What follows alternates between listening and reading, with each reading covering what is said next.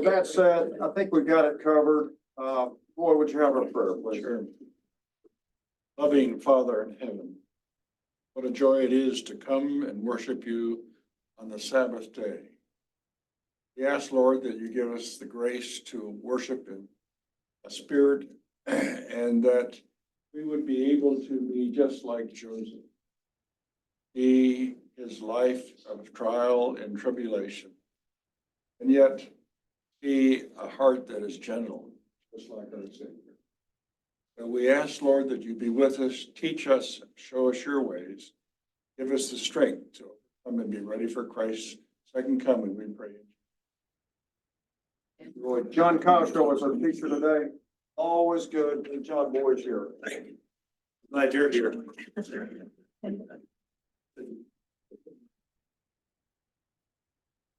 Good morning. Good morning. It's an honor.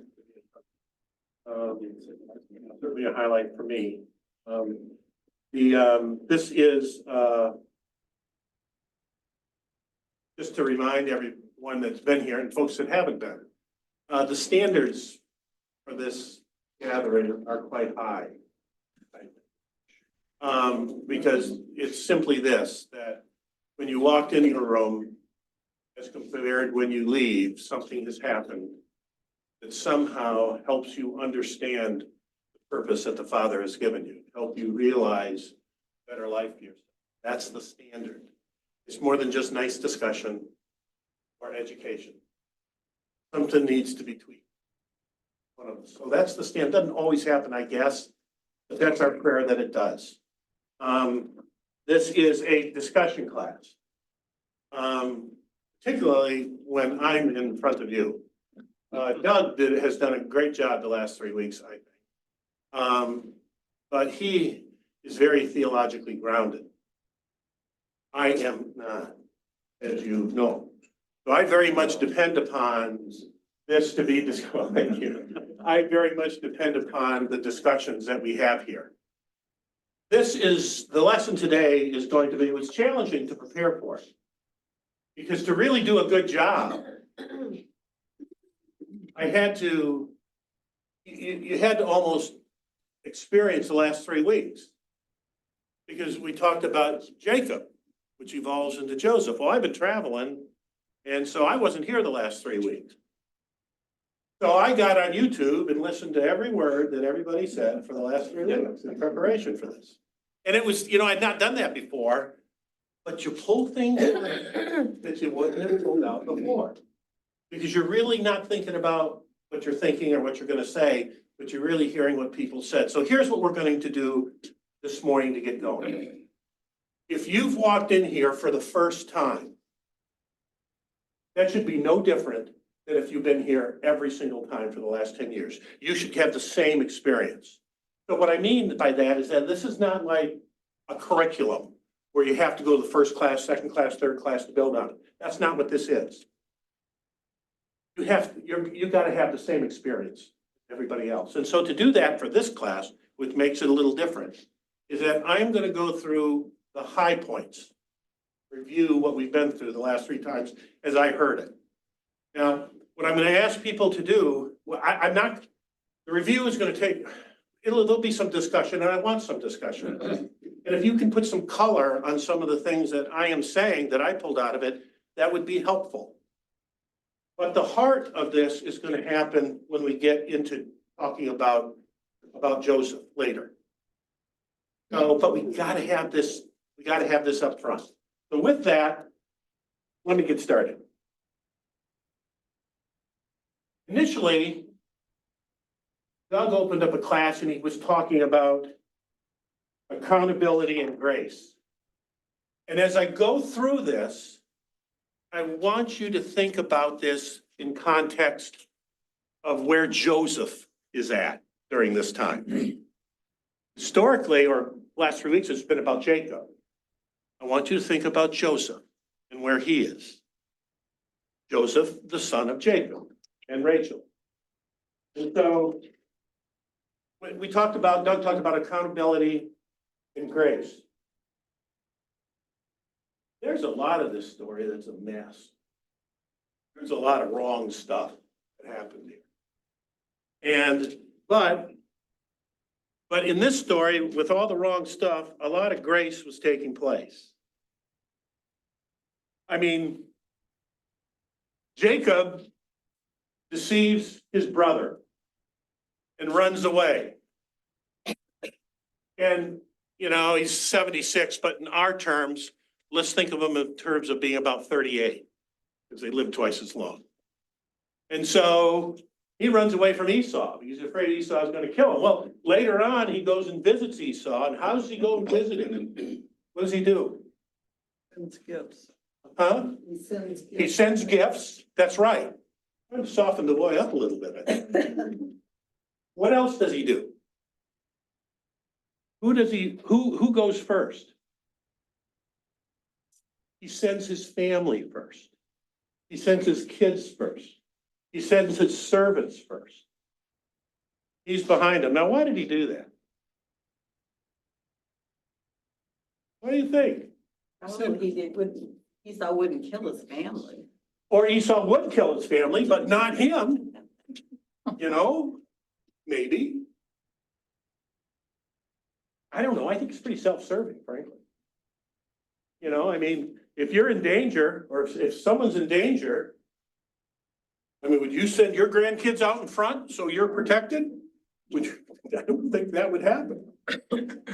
Yes, yeah. Sorry, I got two comments real quick. First of all, I think that was tactical brilliance on his part. Because Esau's beef was not with his family or his servants. It was with him. So if he was going to butcher his brother and there's nobody around him, then chances are they probably wouldn't have got hurt. They're assets. Fair enough. He's not going to destroy the asset. The second thing is, the question came up a couple of weeks ago about maturity, spiritual maturity. And frankly, I think Esau had way more spiritual maturity than Jacob did. Because Jacob is not the one that got offended. It was Esau. Sure. And Esau was able to swallow that, get past it, and forgive his brother. Jacob was self-serving in his sending gifts, whatever, trying to make amends.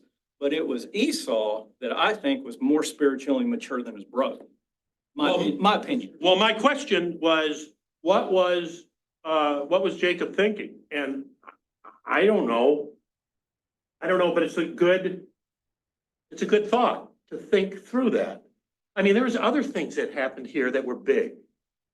I mean, Dinah got raped. That was his daughter. And what did the two sons do? They went out and murdered. They cleaned house. What happened after that? They had to leave town. You know, and so these are big things that happen. I mean, what kind of a mother was Rachel? Rachel isn't mentioned very many times.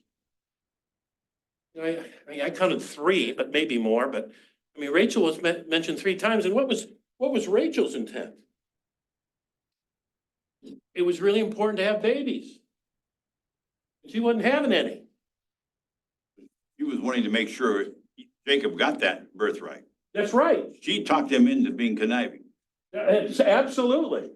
Do you think Rachel was slightly manipulative? Slightly? You know, this is the mother of Joseph, you know? And so, you know, and she wanted the affection. They were how many wives were there? 4. 4. And you think they were competing for affection? There was probably more than 4. You're right. I got a 5 here, but 4 is what I counted. There could have been 25. I don't know. But there was a lot of women involved in it. And we know of the kids that were in the Bible, but I don't know. You know, so I don't know. I have a question about, Yeah. Esau had 400 soldiers with him. And it looked to me like his intent was not real good. It wasn't I felt the he had same a way. dream. I felt the same way. But Joseph did march forward, but I think Esau changed somewhere in this. Yeah.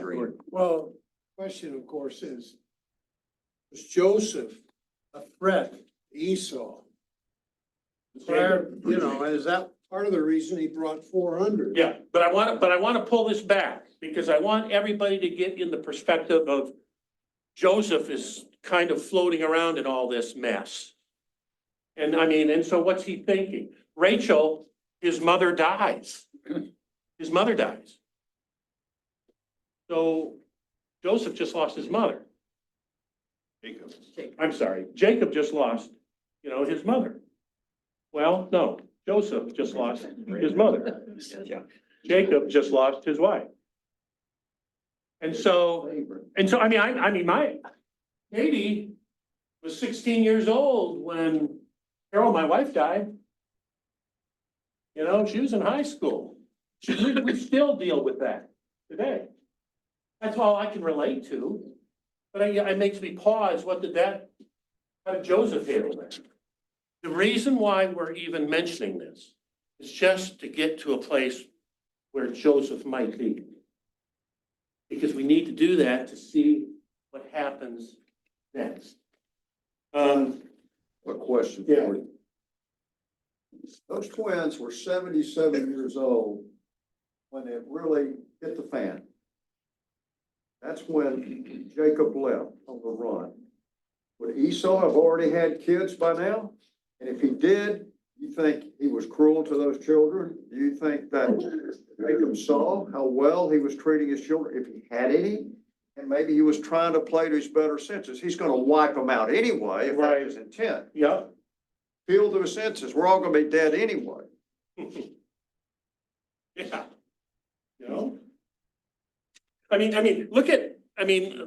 So Jacob goes to Laban. Pardon me? Laban, thank you. Not a theologian. Laban. And anyway, and will work for him if he can marry Rachel. So they cut a deal, 7 years. How'd that work out? He did an end run. Exactly what Jacob did to Esau is what he experienced with Laban. So what's these people's intent? It just seems like a mess to me when you look at it from a 30,000 foot level. You have a whole bunch of people in this family that seem to be looking out for their own best interests and not the interest of others. It just seems like a mess. So Doug asked this question of you. He asked you to reflect on what he asked you to describe Jacob. That was a question he asked for those that were here. Here's what some of you said. Cunning. Running scared. Wasted potential. Frustration. Betrayal redeemed. Lots of grace. What were the major events? Now you can add to this. This is just he talking. He wrestled with the angel and hurt his hip bad. The rape of his daughter and the killing spree. That was a major event. I think the conflict between his sons. It just seemed like an underlying conflict that existed there. The death of Joseph. But of course, we know that he really didn't die, but that's not what he thought. And it turned out the selling of Joseph, which we talked about. Those were, what I saw were major events. Any other to add to that? Major events in Jacob's life. Hey.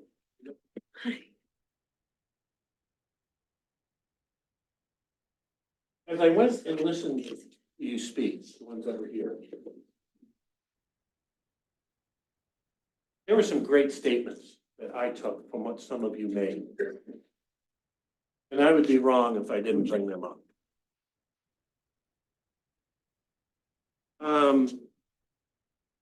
Doug asked a question, when does one become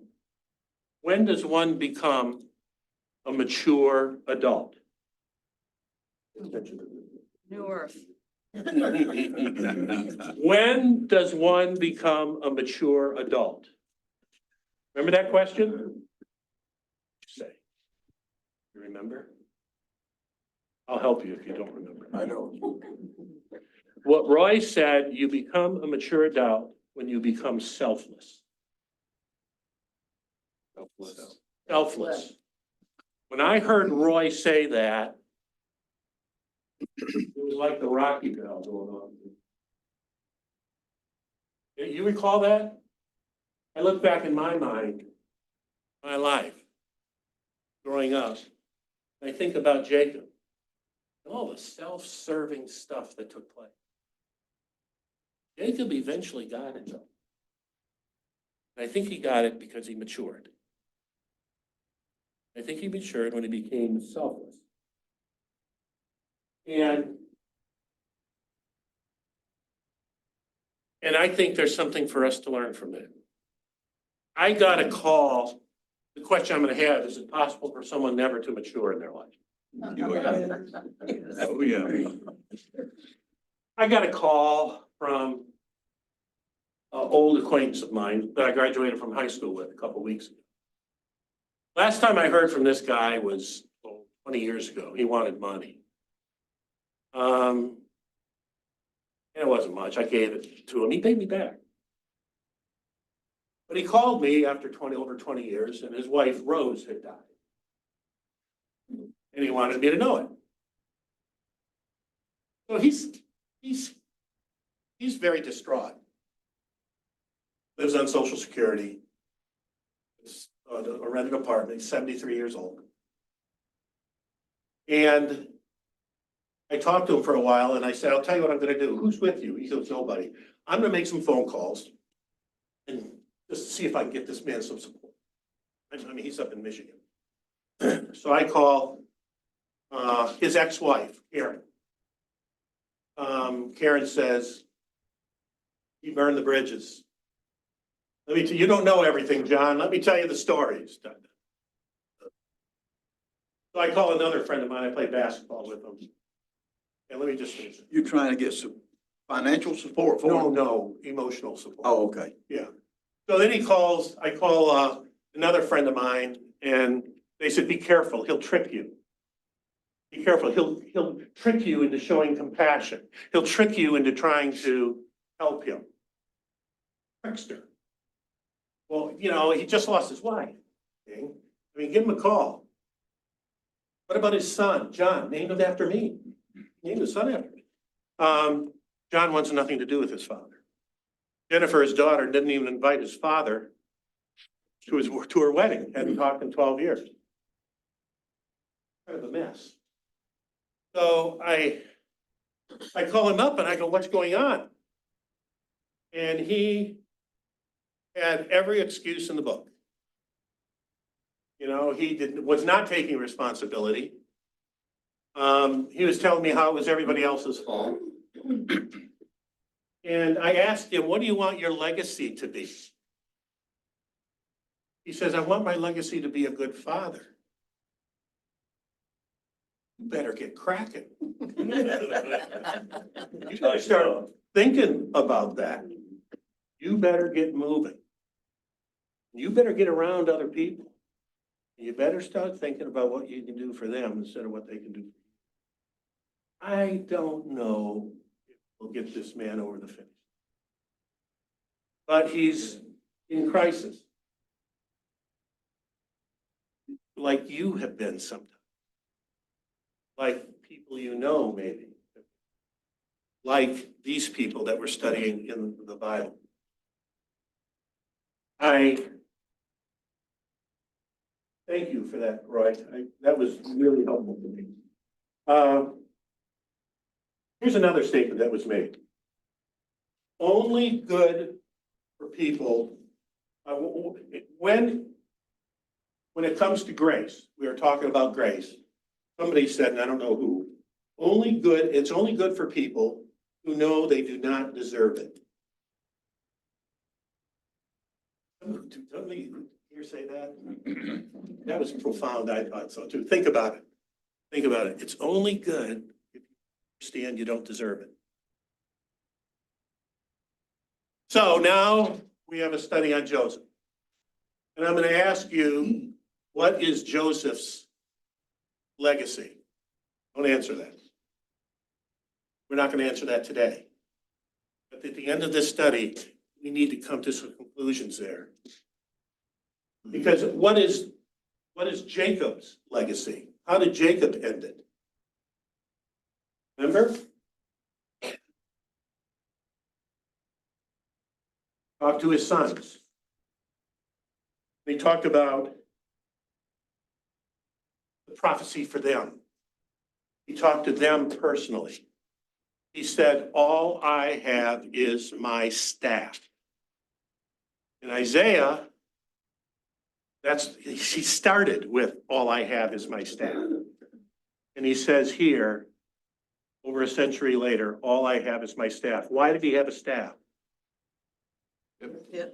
Wrestled with the angel. And it was a bad injury. So every time he took a step, he had that staff and it reminded him that encounter. Step to heaven. The reason why it's important for us to have gone through this review is this, we're moving in now into Joseph. And I want people to understand what a challenge this was in this family. What a mess it was at times. And these weren't just a month or 2 months of bad times. These are 16 years, 20 years. Now, there were good times too, don't get me wrong. But there's more of this written in scripture than the other. And Joseph, as he was growing up, was kind of in the middle of it. But at the end, his father came pure. Father, I think, got it and became selfless. I hope my friend, I hope that happens with him. So, before we get into this,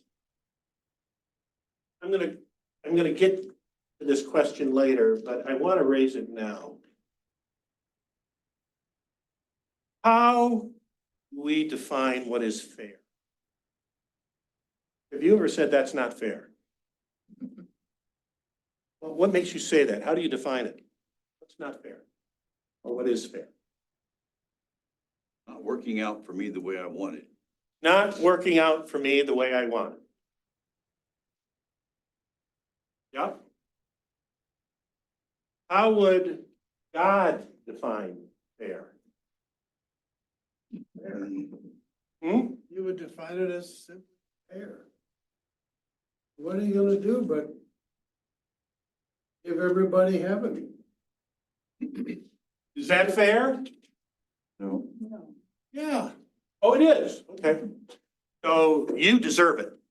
That's fair. Well, You're the one that said it. I don't deserve it. That's the point. He gives it. All right, so what you're saying, that it's not fair.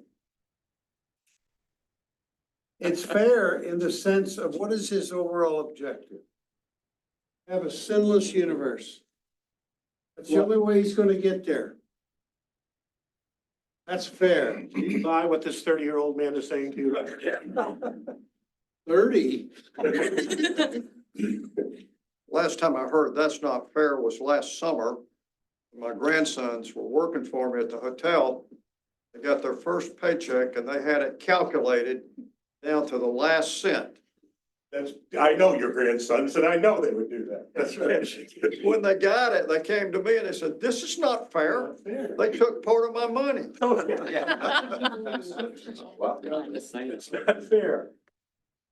I thought about this. And my answer is that God says nothing's fair. I mean, you deserve to go into the fire of hell. You are sinners, and that's what you deserve. You don't deserve paradise, but I sent my son, Jesus Christ, to pay the price. It's not fair, but I'd like everybody in this room to think in these terms. I've said this to you before. Everybody in this room is going to paradise. You're all going to heaven. That monkey's now off your back. You're going. You're going. Not fair, but you're going. You're just not ready to go. You're in training. So if you knew that you were going, but you're not ready to go, you're in training, maybe I would be thinking of myself as heaven attendee in training. Now, how do I behave? Now, how do I act? And now all of a sudden, I wonder if Jacob and Joseph had that earlier in their life, what they would be thinking like. Think about fair, because we're going to get back to it. All right, I'm going to read Genesis chapter 37. This is the story of Joseph. I'll read it slow. And because I want everybody to listen or follow along if you choose to. Hang with me here. Hey, John, Yeah. just one comment. What is fair? Sometimes life is like a road. Have to find the right balance. To live in an evil world. No perfect relationship. So what Jacob is always having to try to do is trying to find the best balance for the emotional situations his family is in. God is in a similar situation, but here's what God does. In Psalm 85, starting verse 10, mercy and truth have met together, righteousness. Only God can do that. Yep. Great reflection. Thank you. Genesis chapter 37. Jacob lived in the land where his father had stayed, in the land of Canaan. This is the account of Jacob. Joseph, a young man of 17, was tending the flocks with his brothers, the sons of Bilhah and the sons of Zilpah, his father's wives, and he brought their father a bad report about them. Now Israel loved Joseph more than any of the other sons, because he had been born to him in his old age, and he had made a richly ornamented robe for him. When his brothers saw that their father loved him more than any of them, they hated him and could not speak a kind word to him. Joseph had a dream, and when he told it to his brothers, they hated him all the more. He said to them, "Listen to this dream I had. We were binding sheaves of grain over in the field when suddenly my sheaf rose and stood upright, while your sheaves gathered around mine and bowed down to it." His brothers said to him, "Do you intend to reign over us? Will you actually rule us?" And they hated him all the more because of his dream and what he had said. Then he had another dream, and he told it to his brothers. "Listen," he said, "I had another dream, and this time the sun and the moon and the 11 stars are bowing down to me." When he told this to his father as well as his brothers, his father rebuked him and said, "What is the dream you had? Will your mother and I and your brothers actually come and bow down to the ground before you?" His brothers were jealous of him, but his fathers kept the matter in mind. Now his brothers had gone to graze their father's flocks near Shechem. And Israel said to Joseph, "As you know, your brothers are grazing the flocks near Shechem. Come, I'm going to send you to them." "Very well," he replied. So he said to him, "Go and see if all is well with your brothers and with the flocks, and bring word back to me." Then he sent him off from the valley of Hebron. When Joseph arrived at Shechem, a man found him wandering around in the field and asked him, "What are you looking for?" He replied, "I am looking for my brothers. Can you tell me where they are grazing their flock?" "They have moved on from here," the man said. "I heard them say, 'Let's go to Dothan.'" So Joseph went after his brothers and found them in Dothan, but they saw him in a distance, and before they reached him, they plotted to kill him. "Here comes the dreamer," they said to each other. "Come now, let's kill him and throw him into one of these cisterns and say that a ferocious animal devoured him. Then we'll see what comes of his dreams." When Reuben heard this, he tried to rescue him from their hands. "Let's not take his life," he said. "Don't shed any blood. Throw him into the cistern here in the desert, but don't lay a hand on him." Reuben said this to rescue him from them and take him back to his father. So when Joseph came to his brothers, they stripped him of his robe, the richly ornamented robe he was wearing, and they took him and threw him into the cistern. Now the cistern was empty. There was no water in it. As they sat down to eat their meal, they looked up and saw a caravan of Ishmaelites coming from Gilead. Their camels were loaded with spices, balm, myrrh, and they were on their way to take them down to Egypt. Judah said to his brothers, what will we gain if we kill our brother and cover up the blood? Come, let's sell him to the Ishmaelites and not lay our hands on him. After all, he is our brother, our own flesh and blood. Let's not kill him. He's our own flesh and blood. Mentally, none of us are here. We don't handle things, but at this time, this is the way they're handling them. Judah said to his brothers, what will we gain if we kill our brother and cover up his blood? Okay, just a second. So when the Midianites, merchants came by, his brothers pulled Joseph up out of the cistern and sold him for 20 shekels in silver to the Ishmaelites who took him to Egypt. When Reuben returned to the cistern and saw that Joseph was not there, he tore his clothes. He went back to his brothers and said, the boy isn't there. Where can I turn now? Then they got Joseph's robe, slaughtered a goat, and dipped the robe in the blood. They took the ornamented robe back to their father and said, we found this. Examine it to see whether it is your son's robe. He recognized it and said, it is my son's robe. Some ferocious animal has devoured him. Joseph was surely being torn to pieces. Then Jacob tore his clothes, put on a sackcloth, and mourned for his son many days. All his sons and daughters came to comfort him, but he refused to be comforted. No, he said, in mourning will I go down to the grave of my son. So his father wept for him. Meanwhile, the Midianites sold Joseph in Egypt for Potiphar, one of the Pharaoh's officials, the captain of the guard. The early story of Joseph.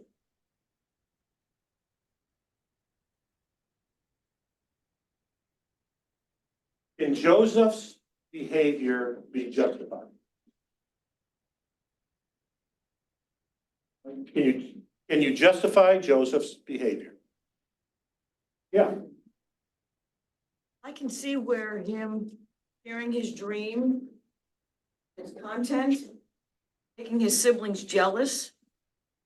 But being that he was young, he was probably too naive to realize the violent, evil hatred that it would stir up in their hearts, that there's a part of him that probably thought that they would be happy for him, that God would speak to him like that, but he was wrong.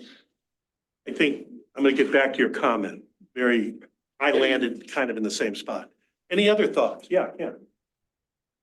Like you look at Jacob and Joseph, that's so I know. many. Jacob is treating his son exactly like his mother treated him. Put him first, she spoiled him, and now it's all coming trickling down geologically. Here we go. That's right. Actually, right. So, was Joseph wrong? What was Joseph's intent? Any thoughts? What?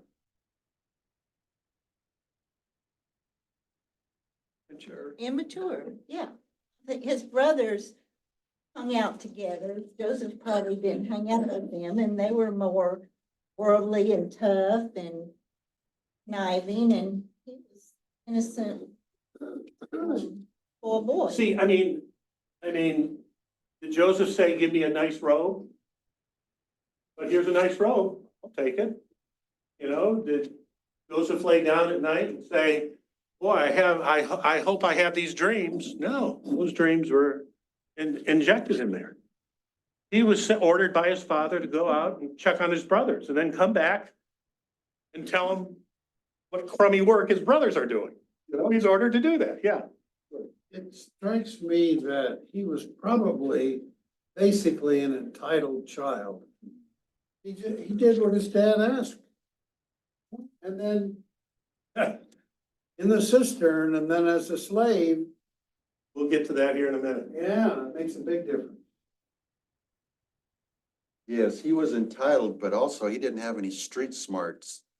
there's things you do and there's things you don't. If you want somebody to get upset with you, you know, go up to them and say, I had a dream. And, oh, you guys are bound down to me. How's that gonna go over? You know what? I gotta tell you though, you know, this story resonated with me.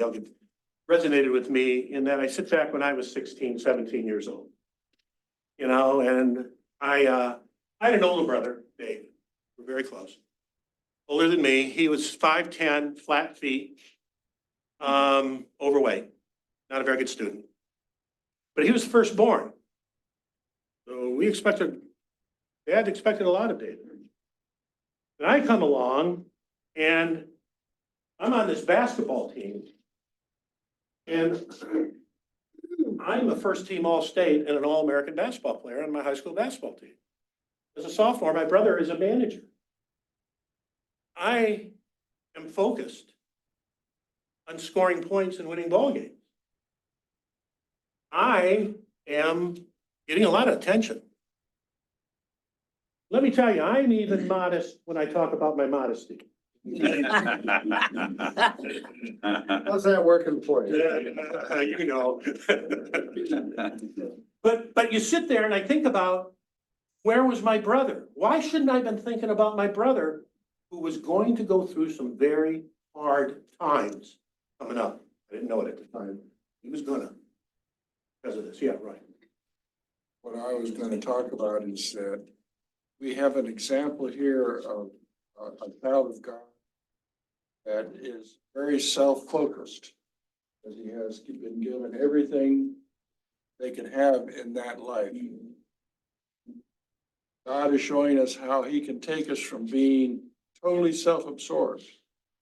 I mean, so giving, selfless. It can happen. I hope it happens to my friend. It'll happen to Joseph. But that's not where he's at right now. That's correct. Yeah, John. This is from one of the books that I read. It talked about the Myers-Briggs temperament. Temperament.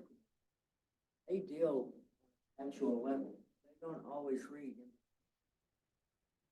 There are other people that read in between the lines. They operate on feelings quite a bit and they live in the moment. There's other people that are like a field marshal and they're going to appeal and take no prisoners. Judah was like the field marshal. Reuben, like the SFP. Says, hey, Bill, hi, you're looking pretty good today. There's Joseph, who deals on facts. He always takes the facts. He always wants to do what Dad. Now you've got all these brothers saying, look how Dad favors him. I bet the birthright goes to him instead of us. Well, what do you, but okay, that's what the brothers are thinking. What's Joseph thinking right now? Doing what Dad wants me to do. I think he might be saying, I'm pretty cool. He might be doing that too. How do you like my robe? Yours doesn't look as nice as mine. You know, But I Dad do loves what- me more. But I I do what think Dad he- wants me to do. I think he actually enjoyed showing them how much better he is. Uh-huh, no different than me. You know, I mean, if I wasn't so focused, maybe I'd have seen my brother, but I didn't have time for that. I was also 16, 17 years old. Yeah. Okay, he's got 10 brothers that are older than him. How much older? We know that about 20 years that Jacob was at Laban, and we know that he got married pretty much after 7 years. These boys weren't very old, were they? Well, no, does anybody have an idea with that? I don't know, it's a relevant question. I don't see that they could be more than 15 years old, something like that. That just doesn't make, I picture Joseph being the younger one, but I don't know. Well, since Joseph was 17 about this Yeah, time when I his know that. father These are all sent him, so older. his brothers were 10 years older than that? Well, I mean, his brothers went on ahead, so they were, I guess, older because had more autonomy, they sent them out? There have been some sisters in there. don't work for me. I know. 20 years, he didn't have kids we don't think he had kids before he got there. Yes, ma'am. I was thinking that Joseph, it was a lot like his father. When his father was growing up, Esau was the one that was away from home a lot, out there having fun and adventures. Jacob stayed at home with his mom, and I think that's part of the reason why he became the favorite. So with the older brothers, they were not around their dad all that much. They were out tending sheep. Jacob stayed home with his dad, and I think that was part of the reason why. Which was the essence of what Ken said. Also, how many children did Rachel have? Well, Two. We know of. Two. She died on the second one, and then Joseph was the first one. Which one was Rachel's favorite? And that may have been part of the reason why Joseph kept those two close to him. Because they were the last ones and they were born that special. Whereas the others, And you could also make an argument that Jacob loved Rachel. He may have tolerated the other one, but he loved Rachel. And Rachel had Joseph. No? Yeah, John. Well, two things. One is that the Orient, in this area, they often married young. Joseph's brothers might well have been married, had children. It's subsequent chapters, it says that Joseph was of goodly appearance. Sure that he got his. Because he was a very nice looking. Other guys were comparing themselves to him. They might have had this low self-esteem, low self-worth. Yeah, you gotta talk up. Sorry. Much louder. I'll make you stand up on your chair. I did that once in English class. You remember Miss, Talk up. you remember Mrs. Gerhart? No, we don't, that's just like, no. All right, so I think Joseph's brothers were already married and having children by the time they sold him into Egypt. Whenever Potiphar's wife looked at him, she said that he was of goodly appearance. I'm sure he got his good looks from Rachel. I bet his good looks part of the reason the brothers didn't like him. Because Rachel was Joseph's special wife, first wife, and he honored her the most. Because he honored her the most, and because Joseph, her son, I bet all the other guys were thinking, I bet Dad's gonna give the birthright to him instead of us. Well, you know where, but back when I'm 16, 17 years old, you know, I was much better looking than my brother Dave. Just ask me. Yeah, And I'll tell you, well, that's the way Joseph probably felt, yeah. you know, because he's been told, you're a lot better looking than them. You're a lot better than them. And so now all this wind's blowing up him and he's believing it. Until she died. Joseph was the only son that she had. So she really paid special attention to him. And the first wife is always the first wife.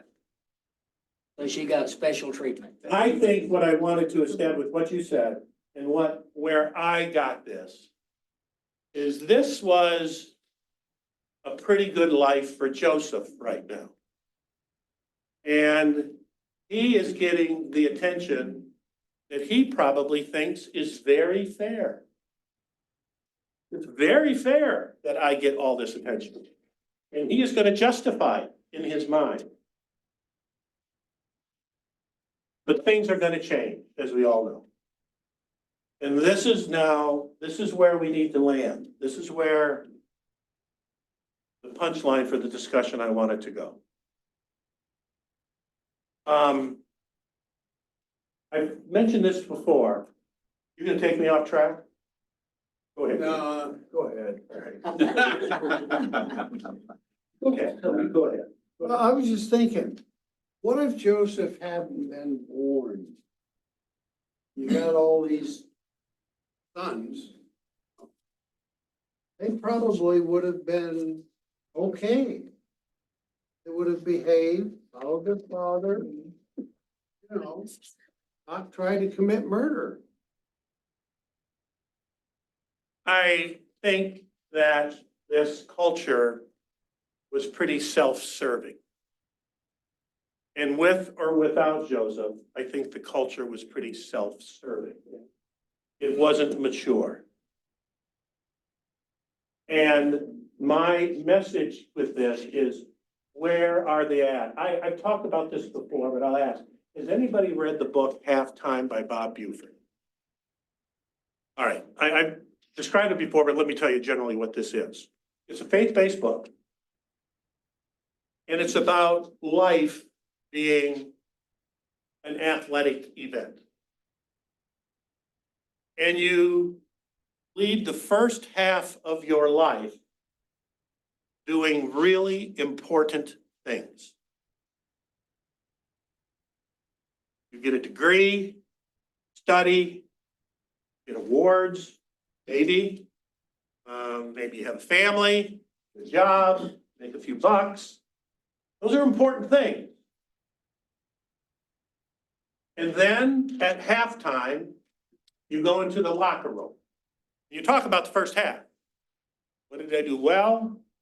And what do I need to change? Because we need to go out to the second half and end this victoriously. And this is what happens in Buford's theory. That the difference between the first half and the second half is the first half you do important things. The second half, you do significant things. And when Roy mentioned his definition of how he described maturity, that's why that rung with me. Because that is the difference between the first half and the second half. So, what pulls you into a locker room? What pulls you in? Think about your first half, because you're living life. What pulls you in to reflect on that? Yeah. Well, you know, that can happen midlife, but it can happen at 17. And that happened at 17 for Joseph.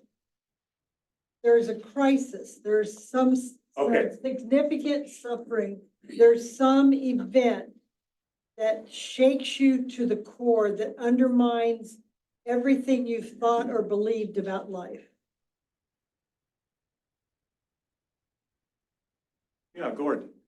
To add to that, you can also get yourself in the situation for midlife crisis, where it's simply a matter of your brain trying to wonder what this is really all about. You can get in a lot of trouble that way. Well, the word crisis was measured in here. I mean, you walked in one day and you got fired, Amen. and you were glad it happened The next after day. it happened, the next day. But oh my.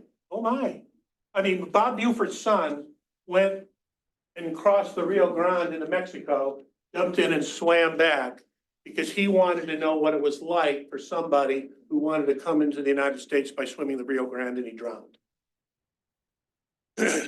And Bob Buford entered halftime. Very successful guy. Crisis entered halftime. He didn't have to enter the locker room. He could have drank himself to death. You anybody who's done that before? Most of us are old enough to know that that person didn't enter the locker room. They couldn't. Maybe you were almost there or are there now. But I think Joseph, and that was very, I think you're right. I don't think it happened at 17. I think it started at 17. But he went, I mean, he had to walk 30 miles in shackles. I think he was in the locker room. And then he got thrown in jail, and then he got sold again. You know, I think there was lots of crisis thinking going on here. I appreciate the part about the first half and going in the locker room and the second half. I'm concerned about overtime now. What's gonna happen? I don't understand. I what you feel like said. I feel like I've been in the locker room at halftime and maybe finished part of the second half, but I'm wondering about overtime. I'm not so sure you're out of the locker room. I think you think you're out of the locker room, and I don't think you might be. I gotta tell you, I've gone through transitions in my life, as many people have been here too. I've left positions, I've dealt with death, and they seem to be in a string of time.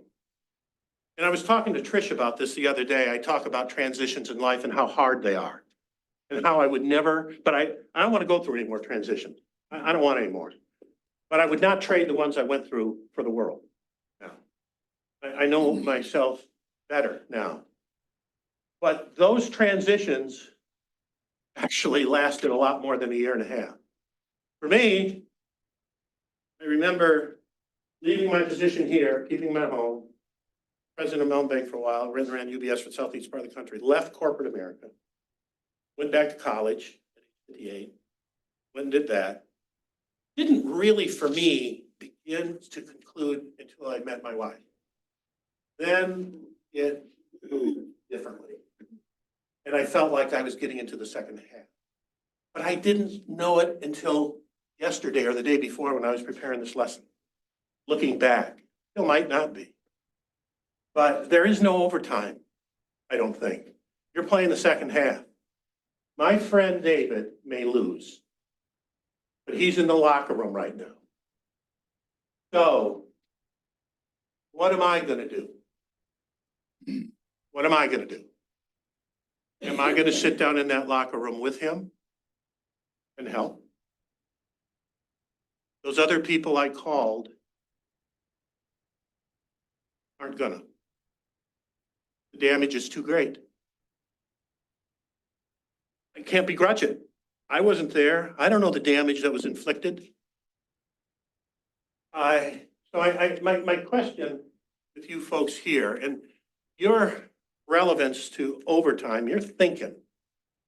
This is important.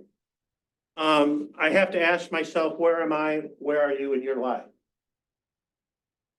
Are you, yeah. Well, I was thinking about this whole thing about Joseph. One thing Jacob did well is he taught him about God. Joseph had God in his life, even though he didn't really have him in his life, maybe per se, until these things happened to him. But he remembered the God of his father. Your friend David maybe doesn't know the Lord. People who don't know the Lord, they fall apart when something happens. And people who even know the Lord fall apart. But you have that basis to go back to hold on to, that God is there, God is holding me. See, that's what I have to do in this locker room with this man. That's gonna be my role, I hope. But remember what God said to Jacob? He was going to, he was gonna support Jacob. He's gonna, as Doug said, God had his back. Who else did God have? Jacob's family. Wait, I don't want to leave that out. Because, and he does, and he did. We'll study it. We'll see it. Yes, sir. This is probably too simplistic approach, but there's nothing different in this than what we do every day. Nothing. Life is sloppy. Life is messed up. We're stupid. We make horrible decisions on a pretty regular basis. All of this, there's not anybody in this room that hasn't been through some kind of trauma, whether it's emotional or physical. But so much of it boils down to how we choose to deal with it. How we choose to allow God to move in and do something with it, or we can stay angry and bitter. And it's all choice. See, that's Joseph chose to put his faith in God, who he didn't really know very well. Everybody in the Old Testament really did not know God very well. That was a polytheistic society. Everybody had their own God. That's why they keep referring to it as the God of my father. But they were learning, they were growing. And everybody in this Old Testament made a choice. And that's what we have to do no, today. I mean, this is the nature of this discussion this morning. I mean, this is what separates what you just said, a nice theological lesson from life lessons. And it is very simple, not real easy sometimes. I mean, there is crisis in this room right now. It's in here. And there is experience with crisis in this room, and no one's, I certainly, it's not the case whether you're gonna have crisis or not, you're having it. You're gonna get it. And how do you handle it? And what do you get out of it? Right now, this man, Joseph, has been sold as a slave after he thought he was the coolest thing in the world. And it changed like that.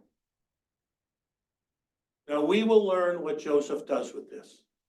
Because I'll tell you, this Joseph that we're studying today will not be the Joseph we're going to study tomorrow. Because this is a lesson on redemption and forgiveness. That's what's going to evolve here. So he did get in the locker room, and he did mature. But my question to us, to you, to me, is where are you in this? Or you know somebody right now who is in this crisis, who has the opportunity to enter the locker room and put a plan together for the second half.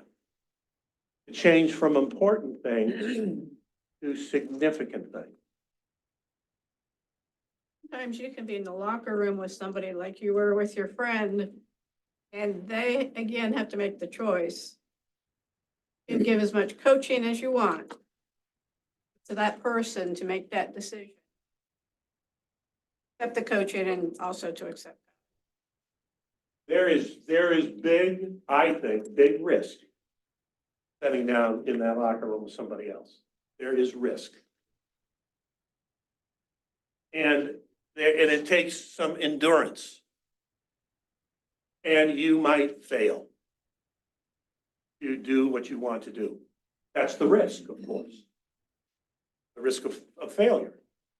But don't you see this, what we're talking about here? The critical, important parts of life associated with this part of the story. You see how, I mean, look at the people in this room, lots of experience in this room. And where are you now? And what got you there? Or many of you have already been in the locker room and you are mature and you are selfless. That's in this room too. So how do you deal with that? How do you do that? Yeah. You're equating maturity being dependent on the locker room. We define maturity as getting rid of self. Define maturity what? Getting rid of self. Okay. Me, the locker room is there. The crisis is there for us to see how our selfishness helped get us there. Okay. That's how I played the first half. That's why I'm in the locker room. Now, I probably did some selfless things too, the first half, maybe some, but that's what gets me there. Hence the simple concept you had. But it's our love for the person that we have maybe hurt ourselves that touches our heart, so God changes. See, It all happens in the heart. if I can get into the locker room with someone else, maybe there's a chance that I'm in the second half. Because, I mean, like you said, there's nothing in this for me.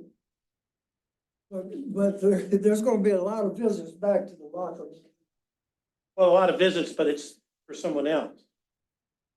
I mean, with this concept we're talking about. Okay, but you think if you see some selfishness in your life, you're done? Pardon me? That seems to me the purpose for the locker room is for us to see how selfish we've been so we can get rid of it. Okay. I think it's gonna be a continuing process. Well, I do too. I mean, you're not gonna walk out of this place in the second half of your life and be 100% totally selfless. You know, because it isn't fair. You don't deserve it. I mean, it's not gonna happen. Maybe I can be better. That's hopeful. You know, and it's not, and you know what it is? It's not a case of me going through a catharsis like I described here. It's kind of like an alarm clock going off. Dang, I shouldn't have done that. But at least the alarm clock went off. Versus the first half, Joseph, you know, I am good looking. I do have a nice robe, you know? And I'm gonna spin it. You know, maybe I think his robe's ugly, but he's gonna spin it like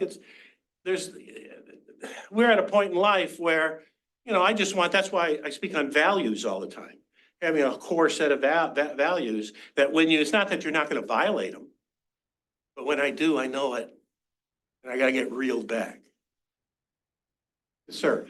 Well, when you're in the halftime, the quarterback is learning a lot about what he did wrong from his own men. His end is gonna say, every time you send me on this route, I'm open. And you're not looking at where I am, you're looking over here. And we need to learn from that. Yeah. So that, and so yeah, maybe he's getting some self-awareness, but he's getting outside help from other people who are saying, here's something that you are not paying attention to. You need to pay attention to this. I'm wondering about Joseph. He's sold into slavery. And he's asking himself, I didn't deserve this. Right, it's not fair. I didn't deserve this. But he doesn't have anybody standing around him saying, well, here's what you did. This was your part. This is your part. He has to be self-aware enough to say, what was my part in this? Well, that's Jerry's point, brought up before, where, you know, it's up to Joseph. It is, it finally goes there. But one of the things we asked was, what was Jacob's legacy? All right. What is Joseph's legacy? Right now, Joseph really doesn't know. Joseph will get a legacy through these experiences. But what's relevant to us here, as simple as this is, it's important. And my question to you is, what is your legacy? What do you want your legacy to be? Most of us in this room have been through enough stuff where you should be able to make, here's what I want my legacy to be. And I want you to think about it. And then be intentional about trying to realize your legacy.